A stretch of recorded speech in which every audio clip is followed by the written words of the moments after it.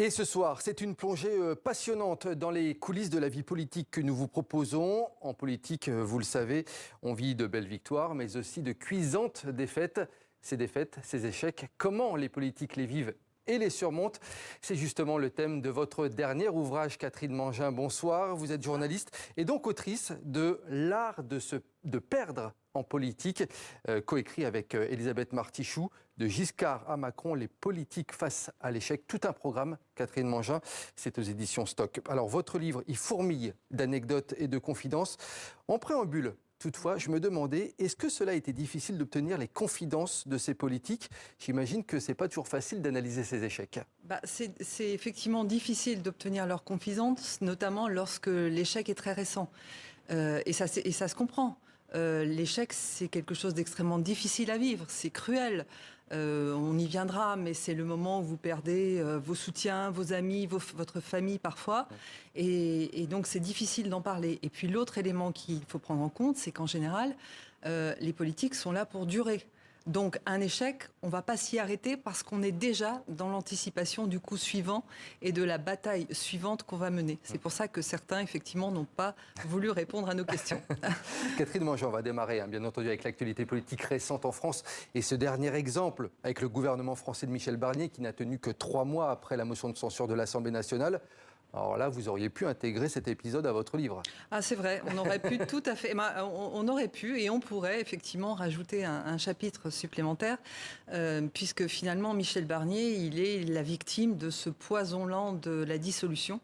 Il fait la dissolution fait une première victime. Alors Michel Barnier, il est resté 3 mois, c'est très peu de temps, c'est un record de brièveté dans la fonction de Premier ministre. Il est arrivé, il est vrai, dans des circonstances extrêmement compliquées, puisque d'abord, il y a eu, vous vous souvenez, toute cette période où Emmanuel Macron ne savait pas très bien qui il allait mener, qui il allait nommer, donc ça prend du temps. Et quand ça prend du temps, finalement, ça ne contribue pas à installer quelqu'un qui va arriver dans une fonction. Ensuite, il est arrivé, lorsqu'il a été désigné, il est arrivé avec la réputation d'être non censurable. Pourquoi ? Parce qu'il avait cette réputation de grand négociateur du Brexit. Et ensuite, les choses se sont mal passées. Peut-être parce qu'à un moment donné, il a péché par un excès de confiance aussi. Toujours est-il que son mandat s'est arrêté très tôt et qu'il n'a pas pu durer dans cette fonction de Premier ministre. Et ce que je voudrais ajouter, c'est aussi que c'est une démonstration de à quel point c'est dur. Parce que je ne sais pas si vous avez vu ces images de Michel Barnier à l'Assemblée nationale, juste avant le vote de la motion de censure. On le sentait un petit peu abattu. On le sentait abattu, il avait les yeux rougis, il avait le teint blême.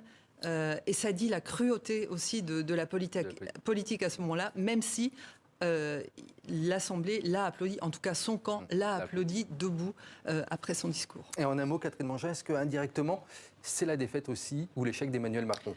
Oui, j'y reviens. Cette dissolution, ce poison lent de la dissolution, c'est effectivement un échec d'Emmanuel Macron. Alors, c'est pas pour autant que Emmanuel Macron reconnaît la défaite. Là, hier, dans son intervention à la télévision, Emmanuel Macron a reconnu que la dissolution n'avait peut-être pas été comprise. Mais il n'est pas allé au-delà. Il n'a pas endossé la responsabilité. Et puis, Emmanuel Macron, il cherche toujours la solution pour rebondir. Et on peut penser que cette décision de la dissolution, on savait qu'il pouvait se passer un certain nombre de choses, mais lui, il a pris cette décision inouïe un soir d'élections européennes, parce que, comme le dit Thierry Solère, qui est un de ses conseillers aujourd'hui, qui est un ancien député LR, Emmanuel Macron, c'est quelqu'un qui, lorsqu'il est sur une autoroute, il voit une lumière, il croit que c'est la sortie et il s'y dirige. En fait, non, il n'y avait pas de sortie, mais il est toujours sur l'autoroute, en train de chercher cette sortie qui va peut-être arriver et là où il y aura peut-être une solution aux difficultés. Est-ce que selon vous, la politique, c'est aussi se remettre en question? Et est-ce que justement Emmanuel Macron sait se remettre en question, lui ou un autre? Alors c'est sans doute l'exercice le plus difficile. Et c'est ce qui est extrêmement difficile, c'est de se confier sur cette remise en question. Il y a finalement assez peu de gens qui arrivent à le faire. Lui, en tout cas, comme je le disais, pour l'instant, il a simplement reconnu qu'il n'avait pas été compris. Mais ça ne veut pas dire qu'il a fondamentalement changé. Et ce qu'il nous a dit aussi hier soir, c'est qu'il avait bien l'intention de rester là, et de rester là pour les 30 mois à venir, et de terminer son mandat. Parmi les personnalités pressenties pour le remplacer, Michel Barnier, il y a François Bayrou. Vous lui consacrez un chapitre assez intéressant dans votre livre. Lui qui a toujours cru en son destin politique semble s'être relevé à chaque fois de ses défaites. C'est un petit peu ce qu'on comprend de oui, je crois que François Bayrou, il résume lui-même très bien ce qu'il est par une phrase qu'il nous a confiée à Elisabeth et moi. Il dit « Demande-t-on à un peintre d'arrêter de peindre ?» Et la réponse est évidemment non. François Bayrou, il est passionné par la politique. C'est toute sa vie. C'est toute sa vie. C'est toute sa vie. Toute sa vie, c'est la politique. Il a échoué 3 fois à la présidentielle, mais il a toujours recommencé. Il a toujours été là. Il a une espèce de permanence dans la vie politique.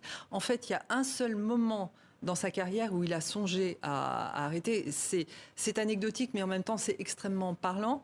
Ça se passe en 2002, et à ce moment-là, je pense que peut-être que les téléspectateurs s'en souviennent aussi, c'est la grande époque des Guignols.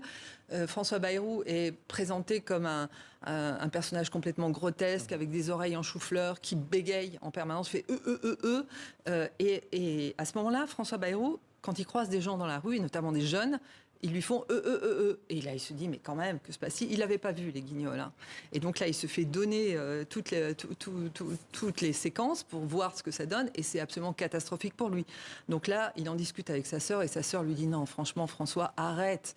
Franchement, ça ne vaut pas, la vie politique, le combat politique ne vaut pas ça.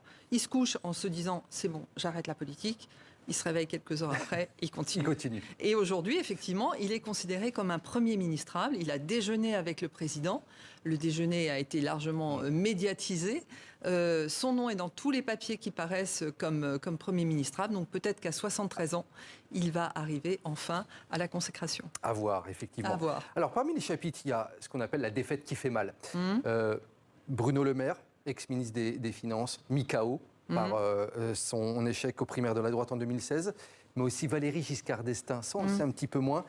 Sa femme affirme que c'était comme un deuil pour eux lorsqu'il a été battu par François Mitterrand. Le mot de deuil, il est fort quand même. Oui, tout à fait. Oui, je crois que c'est Valéry Giscard d'Estaing, puisqu'on a établi une typologie avec Elisabeth, on a établi une typologie des perdants, on l'a mis dans la catégorie des mauvais perdants. En fait, les mauvais perdants, ce sont ceux qui n'admettent pas le résultat, leur défaite, et qui pensent surtout qu'il y a une injustice qui leur a été faite. Et donc, effectivement, Valéry Giscard d'Estaing n'a jamais compris que les Français ne l'aient pas choisi, parce qu'il avait toutes les qualités pour diriger la France, et le couple l'a extrêmement mal vécu. Alors ça se doublait aussi, outre le désaveu des Français, il y avait une trahison politique, puisqu'en fait il avait été trahi par Jacques Chirac, et ça c'est quelque chose qu'il a eu effectivement beaucoup de mal à surmonter. Mais lui aussi il est reparti. Il est reparti. Et parmi ceux justement qui se relèvent, il y a Jacques Chirac.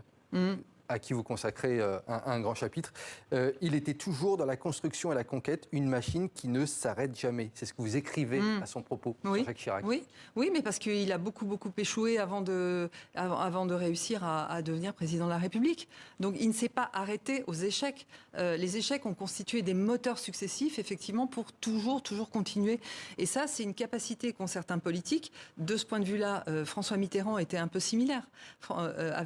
François Mitterrand, lorsqu'il perd en 1974, et dit à ses troupes, on gagnera la prochaine fois en 81. Il est dans l'avenir. Il est dans l'avenir, ils arrivent à se projeter, ils arrivent à tracer un chemin. Et ça, c'est une force qu'ont certains politiques qui est peu commune, il est vrai. En introduction du livre, moi, il y a une phrase que j'ai beaucoup aimée, c'est « L'échec est un tabou français. Chez nous, les losers rasent les murs. Nous avons la défaite honteuse. » Vous avez très bien résumé. Est-ce que ça se passe comme ça dans d'autres pays, notamment aux États-Unis? Comment ça se passe au niveau de la défaite en politique dans les autres pays? Alors, dans les autres pays, c'est complètement différent. Notamment, vous la posez, c'est tout à fait juste ce que vous dites, aux États-Unis, parce que d'abord, les États-Unis ont la tradition d'une valorisation de l'échec. Aux États-Unis, quand on n'a pas échoué, on en devient presque suspect. Et c'est vrai que ça peut aller très loin, puisque on raconte ce qui est assez savoureux, que Barack Obama, il a été jusqu'à prononcer une phrase peu correcte à la télévision sur une décision qu'il avait prise qui était mauvaise. Qui n'était pas une décision majeure qui engageait toute la nation, mais quand même, il avait nommé 2 ministres qui, en fait, étaient sous le coup d'accusations de fraude fiscale. Il a dit « j'ai merdé ». I screw up. Donc, imaginons une seconde que ça se passe en France. Imaginons un jour qu'un politique dise « j'ai merdé ». On l'entendra jamais, ça, selon vous? On, je ne suis pas sûre. Qu'ils le disent off, oui. Il y en a certains qui confessent effectivement, loin des micros et des caméras, à des proches, à des intimes, que oui, ils n'ont pas réussi. Mais un aveu comme celui-là, parce que Barack Obama a prononcé cette phrase sur l'antenne de CNN. Oui, donc c'est très, très important. Donc c'était très important et ça montre aussi à quel point c'est quelque chose qui est banal finalement aux États-Unis. Vous me disiez en préparant cette émission qu'aujourd'hui, il y a une donne qui a changé par rapport à ces précédentes années. C'est la violence des réseaux sociaux. Et que l'échec des fois en politique est d'autant plus difficile à accepter qu'elle est multipliée par la violence qu'on subit sur les réseaux. Oui, ça c'est une donnée qui est quand même assez nouvelle maintenant qui a quelques années, mais qui ne se calme pas, c'est-à-dire que qui s'amplifie presque. Qui s'amplifie. Donc déjà, quand vous faites une carrière politique, vous êtes en permanence sous l'œil des réseaux sociaux. Parfois même vous les alimentez vous-même et ça crée ça crée une amplification et ça crée une multiplication des actes de violence effectivement contre les politiques. Donc et là où ça devient souvent très difficile, c'est qu'il y a l'attaque contre vous ad nominem, mais il y a aussi l'attaque contre les familles, contre les enfants, contre les proches. Et là il y a des expériences qui sont très très douloureuses parce que les gens se retrouvent à finalement une espèce d'hostilité anonyme, la plupart du temps, mais qui est très très difficile à vivre. Je me demandais en préparant cette émission, Catherine Mangin, est-ce que les politiques que vous avez rencontrés, est-ce qu'ils vous ont confié aller voir des psys, des coachs, aller voir des gens pour se relever d'une défaite? Alors, c'est très très rare qu'un homme ou une femme politique confesse aller voir un psy. Il y en a même beaucoup qui disent qu'ils n'en ont absolument pas besoin. Il y en a qui allaient voir des voyants. On se souvient. Oui, certains allaient voir des voyants, mais en tout cas, aller voir des psys pour confesser, se faire aider, confesser une espèce de fait. Parce que ça contrarie aussi l'image de force que vous devez dégager quand vous êtes un homme politique, donc un homme ou une femme politique d'ailleurs. Donc il y en a peu qui les confessent, mais ce qui est intéressant, c'est que nous avons interrogé beaucoup de psychiatres ou de psychanalystes qui ont regardé comment se comportaient les hommes politiques. Et de ce point de vue-là, c'est intéressant parce qu'il y a quand même des mécanismes mentaux qui sont assez différents de la moyenne des individus. Les politiques, ce sont de bons encaisseurs de défaites, c'est-à-dire qu'ils ont la capacité finalement à faire du judo avec leur défaite et à s'en servir pour aller plus loin. C'est pas une capacité, c'est pas une faculté qui est donnée à tout le monde. Voilà. Après, il y a d'autres caractéristiques, et notamment le déni, c'est-à-dire qu'il y en a certains ou certaines qui ne voient jamais la situation réelle dans laquelle ils se trouvent et mais le déni, ça leur permet aussi de continuer à avancer. C'était par exemple le cas de Manuel Valls. Manuel Valls, il continue, il perd, il recommence, etc. Mais lui, effectivement, c'est un déni qui lui permet d'avancer. Ségolène Royal, elle est aussi un peu dans cette démarche-là. Ségolène Royal, elle a fait acte de candidature, encore là hier, je crois, acte de candidature pour être Premier ministre. Donc, elle continue. Il continue éternellement, un peu comme des hamsters dans une roue, finalement. Catherine Mangin, il nous reste très peu de temps, il nous reste une grosse minute. J'avais une dernière question. Est-ce que selon vous, il y a une profession où les montagnes russes sont aussi intenses que la politique? Alors, est-ce que la musique, le sport, par exemple? Je pense qu'il y a une similitude, il y a certains points communs, en tout cas, avec les artistes, parce que les artistes, finalement, ils ont en commun avec les politiques de chercher à être dans la lumière, de chercher à être aimés, et ils vivent avec difficulté, effectivement, le fait de connaître des bides. Hein. Et de ce point de vue-là, je voulais juste vous citer une phrase d'Alain Chamfort que j'ai lue dans un papier publié dans Libération, il y a un petit mois de ça, qui s'appelle un papier sur la peur du bide. Pour les artistes, belle phrase de conclusion. La peur du bide, et la phrase c'est « L'échec, c'est quand l'attente est dirigée uniquement vers le succès et qu'il n'y a rien d'autre qui compte pour vous. Il faut chercher à prendre du plaisir avant tout dans tout ce que l'on fait. » Alain Chamfort. Ce sera la belle maxime de cette fin d'entretien. Merci beaucoup, Catherine Mangin, d'avoir été notre invitée pour ce livre. L'art de perdre en politique, il est passionnant. Il y a beaucoup d'anecdotes. Moi, j'ai appris énormément de choses. Coécrit avec Elisabeth Martichoux, c'est aux éditions Stock. Et j'imagine que vous allez être une observatrice des prochains épisodes de La Vie politique. Absolument.